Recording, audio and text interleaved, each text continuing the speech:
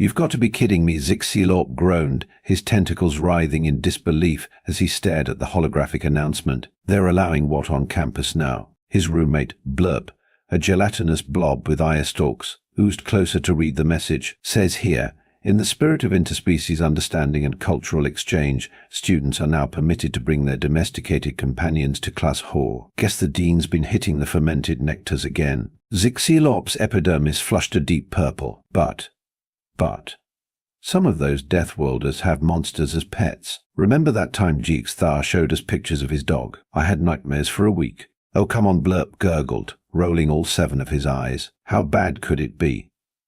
Maybe they'll bring some cute, fluffy creatures that'll make even your cold, deteriorating heart melt. Little did they know, the next day would go down in Galactic University history as the Day of 1,000 Screams. Or, as the humans would later call it, bring your badass pet to school day. Professor Jinthrop slithered into the lecture hall, his scales glistening under the artificial lights. As the foremost expert on cynobiology in the Andromeda Galaxy, he prided himself on being unflappable. That is, until he saw what awaited him. The usual sea of tentacles, antennae, and assorted alien appendages was now punctuated by, dear void, what were those things? In the front row, a human student, Todd, if he remembered correctly, sat with what appeared to be a furry, 4-legged killing machine on his lap. The beast's tongue lolled out of its mouth, revealing rows of razor-sharp teeth. Mr. Todd Zinthrop began, trying to keep his voice steady. What in the name of the 7 moons is that? Todd beamed, scratching the creature behind its pointed ears. This is Rex, my German shepherd.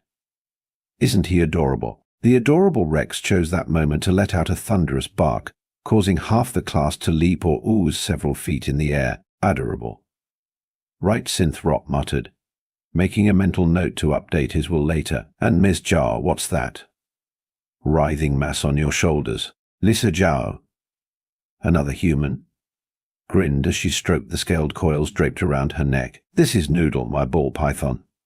Don't worry, she's friendly. A Phloxian student in the back promptly fainted, their chlorophyll-based circulatory system unable to handle the shock. Zinthrop's gaze darted around the room, taking in the menagerie of earth creatures. There was a ferret darting in and out of a Glee student's many pockets, a parrot mimicking the mating call of a Betelgeusean much to the Betelgeusean's embarrassment.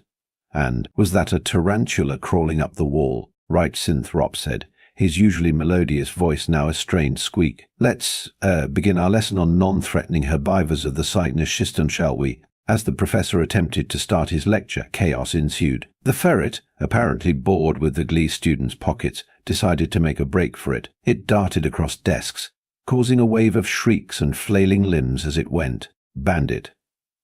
Come back here, yelled the ferret's owner, a lanky human named Alex, as he chased after his pet. Meanwhile, the parrot had taken flight, circling the room and squawking out a mixture of earth profanities and alien mating calls. The Betelgeusean student was now a mortified shade of chartreuse, trying to explain to his classmates that no, he wasn't actually proposing a mass orgy. Amidst the pandemonium, Todd's German shepherd, Rex, decided that the ferret looked like a fun playmate. With a joyful woof, he leapt from Todd's lap and joined the chase, his powerful legs easily clearing rows of desks. Professor Zinthrop watched in horror as his carefully planned lesson devolved into what looked like a scene from a slapstick comedy. He briefly considered retiring on the spot, perhaps to a nice, quiet gas giant where the only life forms were simple hydrogen-based microbes. While chaos reigned in the lecture hall, the cafeteria was experiencing its own brand of mayhem. Grick, the Arcturian lunch lady, had seen many strange things in her centuries of slinging space slop, but nothing could have prepared her for the sight of a human casually eating with one hand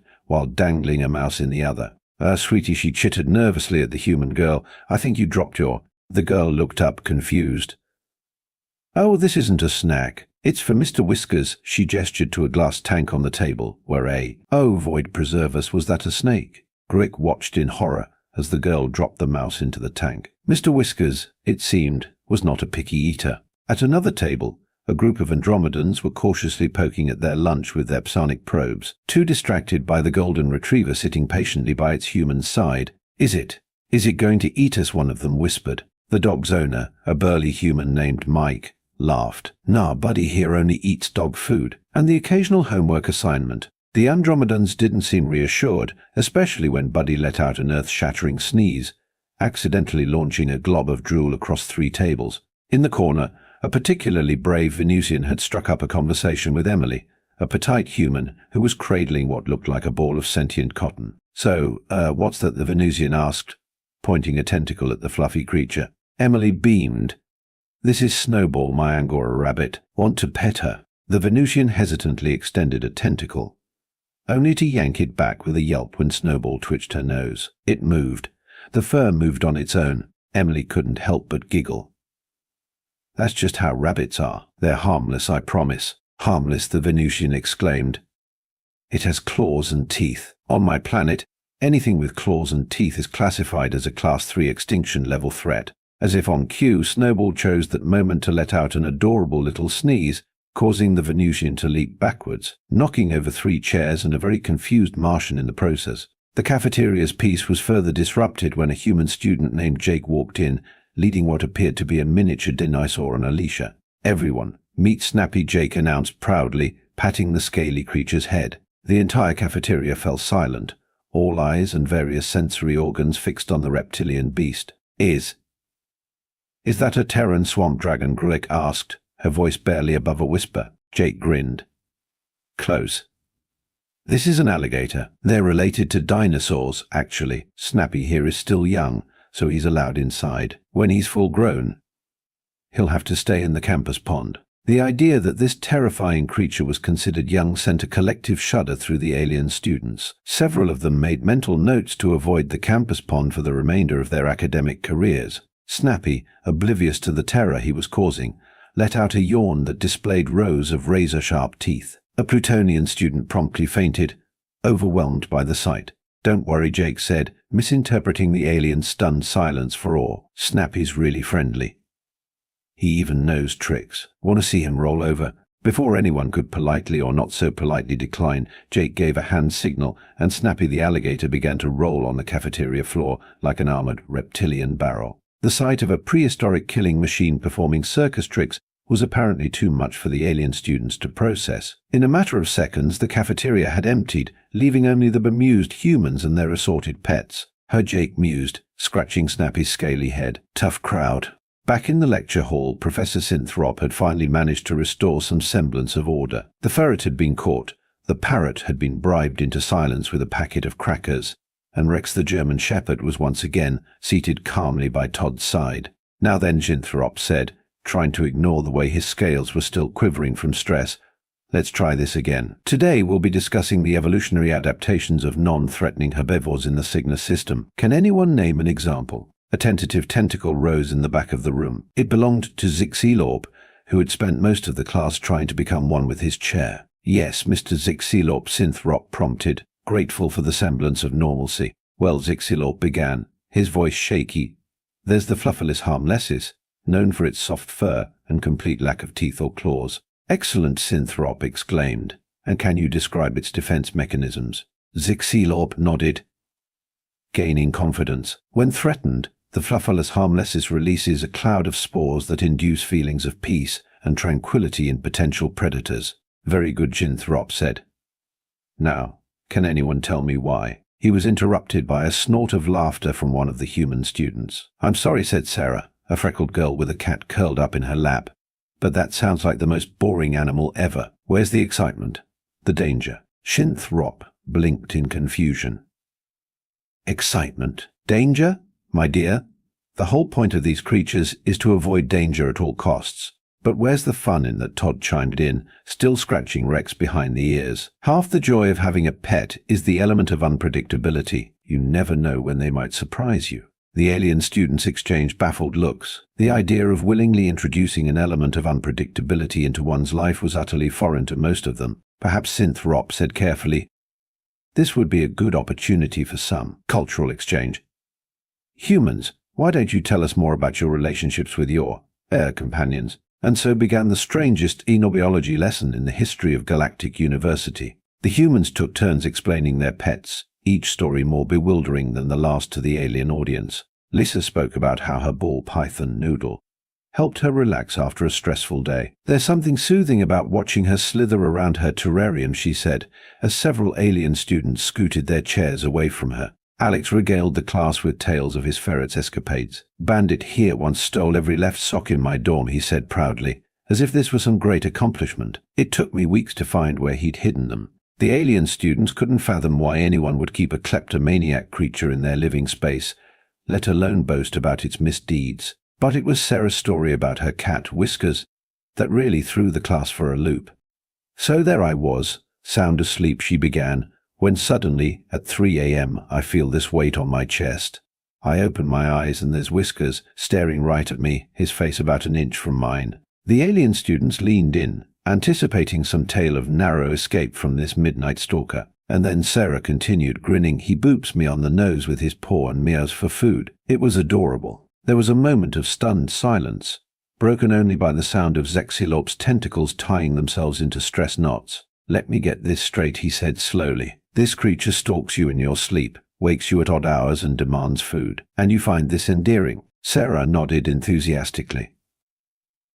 "Of course, that's just how cats show love." The alien students exchanged looks of pure bafflement. The humans' definition of love seemed to have a lot in common with what most species would classify as psychological torture. As the lesson continued, it became clear that the humans' relationships with their pets were far more complex than the aliens had initially assumed. These weren't just animals kept for practical purposes, they were friends, confidants, and in many cases, beloved family members. The concept was so foreign, so utterly bizarre to the alien students, that they found themselves oddly fascinated. Despite their initial fear, they began to ask questions, trying to understand this strange human custom. "But why," asked a Syrian student, his antenna twitching in confusion, "would you willingly share your living space with a predator?" Todd grinned, giving Rex a belly rub. "Because they're loyal, loving, and great companions. Plus, have you seen how cute they are when they're sleeping?" As if on cue, Rex rolled over, his tongue lolling out in a doggy grin. Several alien students cooed in spite of themselves.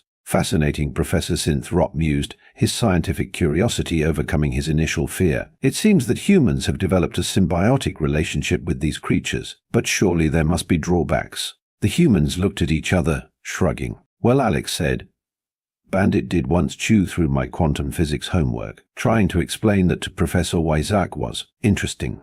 And Noodle has a habit of escaping her terrarium," Lisa added. "You haven't lived until you've had to explain to your Zorgax roommate why there's a snake in the shower." Instead of being horrified, the alien students found themselves chuckling at these anecdotes. The humans' ability to find humor in potentially dangerous situations was both baffling and oddly admirable. As the class wore on, the initial terror began to give way to cautious curiosity. By the time the lesson ended, several alien students were even brave enough to approach the humans and their pets, asking to touch or interact with the strange earth creatures. Zixilorb, who had spent most of the class in a state of high anxiety, found himself reluctantly petting Rex. To his surprise, the dog's fur was soft and the rhythmic thumping of Rex's tail was oddly soothing. "You know," Zixilorb said to Todd, his tentacles finally beginning to unknot, "I think I'm starting to understand why you keep these creatures around. There's something comforting about them." Todd beamed. "See, I told you Rex was a good boy. Who knows?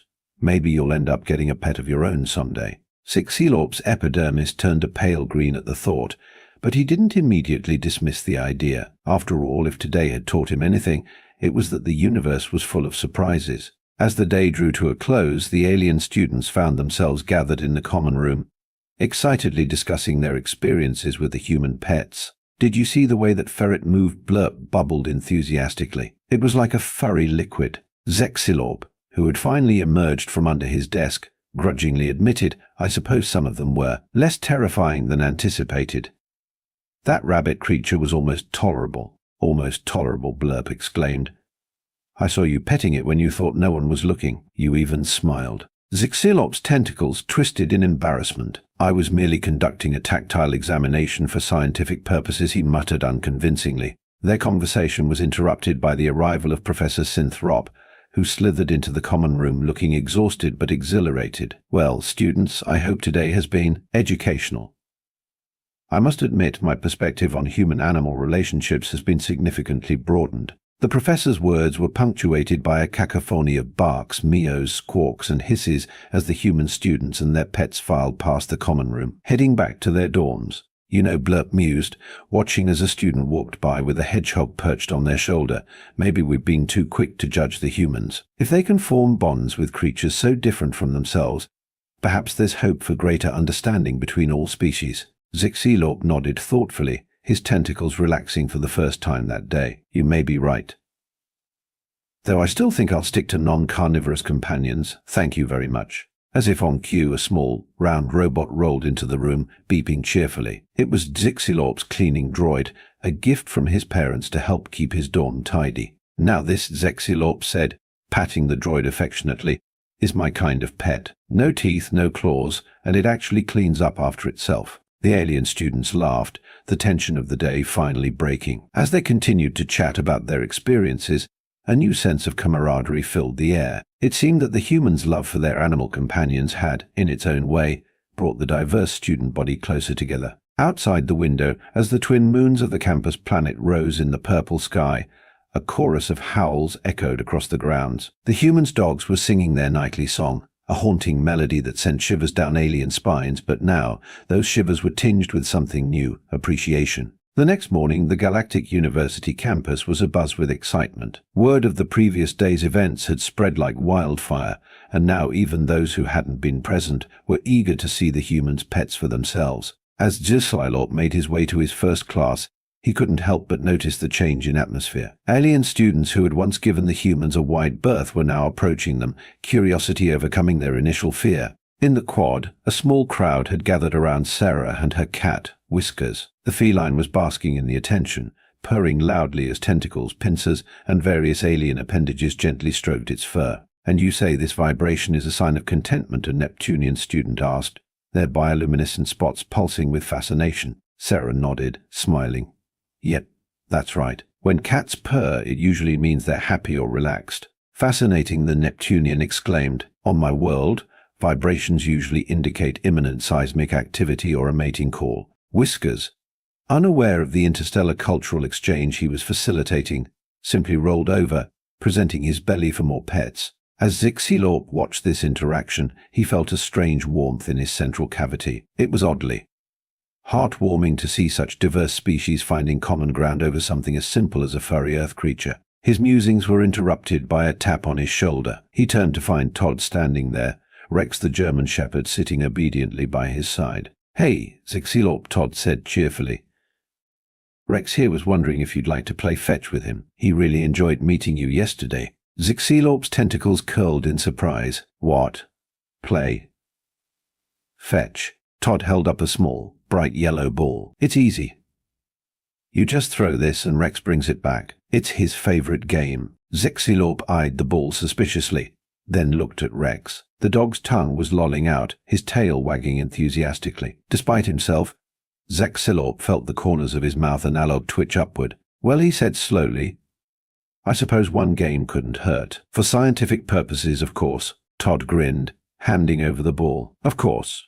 Just give it a throw. Zixilorp took the ball in one tentacle, wound up, and threw it across the quad with surprising force. Rex took off like a shot, his powerful legs carrying him swiftly across the grass. As the alien students watched in amazement, Rex snatched the ball out of the air with a graceful leap, then turned and raced back to Zixilorp. The dog dropped the ball at Zixilorp's feet, looking up expectantly. He brought it back, Zixilorp said, a note of wonder in his voice. That's the game, Todd laughed.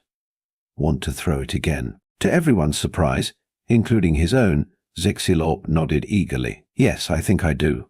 As Zixilorp continued to play fetch with Rex, more alien students gathered around, watching in fascination. Soon others were asking to try throwing the ball, and before long, an impromptu interspecies fetch tournament had broken out on the quad. Professor Synthrop, passing by on his way to the faculty lounge, paused to watch the scene. A smile played across his scaly features as he saw Zixilorp, who had been practically catatonic with fear just yesterday, laughing and playing with the earth dog as if it were the most natural thing in the world. Remarkable, Synthrop murmured to himself. Simply remarkable. As the days passed, the presence of earth pets on campus began to feel less like a novelty and more like a natural part of university life. The alien students, for their part, were adapting to their new furry and scaly and feathery classmates with surprising speed. In Professor Syntrop's xenobiology class, The curriculum had been unofficially expanded to include regular show and tell sessions where the human students would bring in their pets and discuss their care, behavior, and evolutionary history.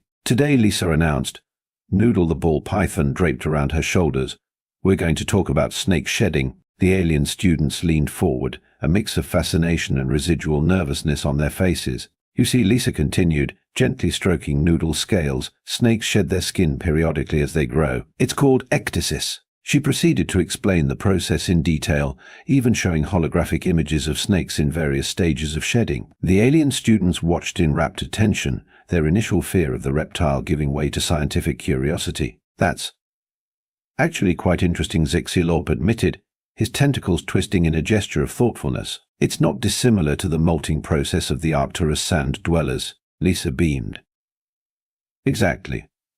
There are a lot of similarities between Earth creatures and animals from other planets. We're not so different after all." This sentiment was echoed across campus as the alien students began to draw parallels between the Earth pets and the fauna of their own worlds. The Syrians, for instance, found that the loyalty of dogs reminded them of their own symbiotic relationships with the empathic fungi of their homeworld. Even the Arcturian lunch lady, Grick, had come around. She had taken to saving scraps for the various pets, delighting in their obvious enjoyment of her cooking, a stark contrast to the polite tolerance most students showed towards cafeteria food. "You know," she chittered to Mike one day as she slipped Buddy the golden retriever a treat, "these Earth beasties aren't so bad once you get to know them. Reminds me of the glow worms we used to keep back home. Much furrier, of course, but just as sweet." Mike grinned, scratching Buddy behind the ears. "They have a way of growing on you, don't they?" As the semester progressed, an unexpected trend began to emerge. Some of the alien students, inspired by their human classmates, had started to express interest in adopting pets of their own. This led to some interesting challenges. "No," Blurp Zixilorp sighed for what felt like the 100th time, "you can't adopt an Earth shark. For one thing, where would you keep it? Our dorm room barely fits your gelatinous mass as it is." Blurp's eye stalks drooped in disappointment. "But they're so sleek and efficient. Did you know they have to keep swimming or they'll die? That's dedication." Zixilorp's tentacles knotted in exasperation. "That's not a pet. That's a perpetual motion machine with teeth." Meanwhile, the Betelgeusian student who had been embarrassed by the parrot's mimicry on the first day had become oddly fascinated by the concept of talking birds. He had taken to spending hours in the aviary, attempting to teach Earth bird calls to his own species' psychic spores. The results were mixed, to say the least. More than one student had been startled by the sudden psychic projection of a squawked pollywonta cracker in their minds. Even Professor Shinthrop had been bitten by the pet bug. He had recently acquired a small terrarium containing a group of Earth tardigrades, which he found endlessly fascinating. Did you know, he would tell anyone who would listen, that these microscopic creatures can survive in the vacuum of space? Remarkable.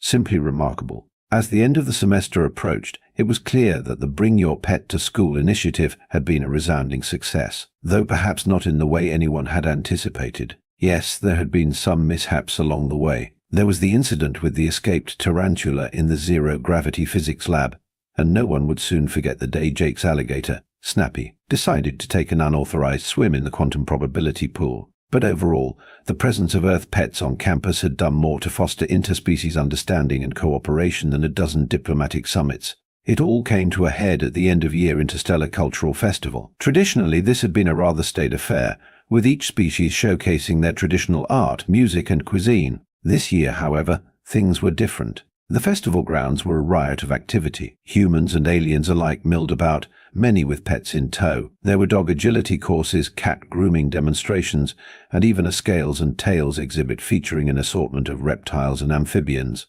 Zixilorp, who had once been terrified at the mere thought of Earth animals, was now proudly showing off his new pet, a small, fluffy hamster he had named Quantum. "You see," he explained to a group of fascinated Plutonians, "Quantum here exhibits properties of both particle and wave. Sometimes he's in his wheel, sometimes he's in his little house, and sometimes he seems to be in both places at once." The Plutonians nodded sagely, clearly impressed by this deep philosophical observation. Nearby, Blurp was giving a demonstration on the proper care of better fish. He hadn't managed to adopt a shark, but he'd found that the colorful fighting fish appealed to his gelatinous nature. "Now, it's important to remember," Blurp burbled, his voice taking on a professorial tone, that despite their name, better fish should not be encouraged to fight. They're quite happy to display their fins peacefully if given enough space. Even the faculty had got in on the act. Professor Shinthrop had set up a holographic display showcasing his beloved tardigrades, magnified to the size of small dogs. Alien students oohed and ahed as the microscopic creatures lumbered across the display, looking for all the world like tiny, eight-legged bears. As the festival wound down, Dean Zix later took to the stage to give a closing speech. The venerable Andromedan looked out over the sea of faces, human, alien, and animal alike, and felt a swell of pride. When we first announced the Bring Your Pet to School initiative, the dean began, his tentacles gesticulating expressively. I'll admit, there were those who thought it was a recipe for disaster. Deathworlder pets on campus, they said. It'll be chaos. A ripple of laughter ran through the crowd. And yes, the dean continued, a twinkle in his compound eyes. There was a bit of chaos, but there was also learning, understanding, and dare I say it, friendship. He gestured to the crowd, where humans and aliens stood side by side, many with pets at their feet or in their arms or draped around their shoulders. Look around you, the dean said.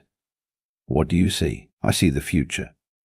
A future where the differences between us are not barriers but bridges, where we learn from each other, grow together, and build a galactic community that celebrates diversity in all its forms, be it tentacled, furred, scaled, or feathered. The crowd erupted in cheers, a cacophony of human voices, alien vocalizations, and enthusiastic animal sounds. And so the dean concluded, his voice rising over the noise, it gives me great pleasure to announce that the Bring Your Pet to School initiative will be made permanent, effective immediately. The cheering grew even louder. Zixilorp found himself swept up in the excitement, waving his tentacles in the air and letting out a trilling sound of joy. Quantum the hamster, nestled safely in a special containment sphere designed by the engineering department, spun his wheel in apparent approval. As the celebration continued, Zixilorp felt a tap on his shoulder. He turned to find Todd standing there, Rex at his side as always. Hey, Zixilorp, Todd said with a grin. Remember how freaked out you were when you first saw Rex? Look at you now, a proud pet owner yourself. Zixilorp's skin flushed a deep purple in embarrassment. Yes, well, I suppose I may have overreacted a bit. Your Earth creatures are not quite as terrifying as I initially thought. Todd laughed. High praise indeed. You know, Rex here has grown quite fond of you. I think he considers you part of his pack now. As if to confirm this, Rex let out a soft woof and wagged his tail, looking up at Zixilorp with unmistakable affection. Zixilorp felt a warm glow in his central cavity. I'm honored, he said, reaching down to pat Rex's head. I never thought I'd say this, but I've grown quite fond of him too. And Quantum. Of course, he added hastily, glancing at his hamster. It's amazing how much things have changed, Todd mused. When I first came to Galactic University, I was worried about fitting in. I mean, being a Deathworlder isn't exactly a selling point in most of the galaxy. Zixilorp nodded sympathetically. He remembered the initial wariness many students had shown towards their human classmates. But now, Todd continued, it's like the whole campus has come together, and it's all thanks to our pets. Indeed, Zixilorp agreed. Who would have thought that creatures we initially saw as terrifying monsters would end up being the greatest diplomats the galaxy has ever seen? As they spoke, more of their classmates joined them. Blurp oozed over, his better fish swimming contentedly in a hovering water sphere. Lisa arrived with Noodle draped around her shoulders, the snake's scales glinting in the light of the setting suns. Even Jake was there, though thankfully without Snappy the alligator. The dean had drawn the line at large aquatic reptiles attending the festival. Together, this motley crew of humans, aliens, and animals stood watching the celebration. The sight was a testament to how far they'd come, from fear and misunderstanding to friendship and mutual respect. You know, Blurt burbled thoughtfully, I think we've learned something important here. It's not about where we come from or what we look like. It's about the connections we make. Well said, Lisa agreed, scratching Noodle under the chin. Our pets might be different from us, but they're part of our families. And now, I feel like we're all part of one big, weird, intergalactic family. Zixilorp found himself nodding in agreement. If someone had told him at the beginning of the semester that he'd be standing here, surrounded by Earth animals and feeling perfectly at ease, he would have thought they were mad. Yet here he was, and he wouldn't have it any other way. As the festival wound down and the twin moons rose in the sky, the humans' dogs began their nightly chorus. But this time, they weren't alone. Alien voices joined in, the melodious trills of the Syrians, the resonant hums of the Andromedans, even the subsonic vibrations of the Jovians. It was a symphony of diversity, a celebration of their differences and their newfound unity. Professor Shinthrop, standing nearby, shook his head in amazement. Simply remarkable, he murmured, his scales shimmering with emotion. I do believe we've witnessed the birth of a new era in interspecies relations. And as the strange, beautiful music filled the air, Zexilorb couldn't help but agree. The galaxy would never be the same again, and that, he realized, was a wonderful thing. In the years to come, the story of how Earth Pets transformed Galactic University would be told and retold. It would become a legend, a shining example of how understanding and compassion could bridge even the widest of gaps. And it all started with a simple announcement: Deathworlders are now allowed to bring their pets to class. Who could have guessed that those words would change the course of galactic history? But then again, as the humans were fond of saying, sometimes the best things in life come in small, furry packages. As the celebration continued into the night, filled with laughter, barks, meows, and the occasional reptilian hiss, one thing was clear: the future of the galaxy was bright, and it was going to be a whole lot furrier than anyone had ever imagined.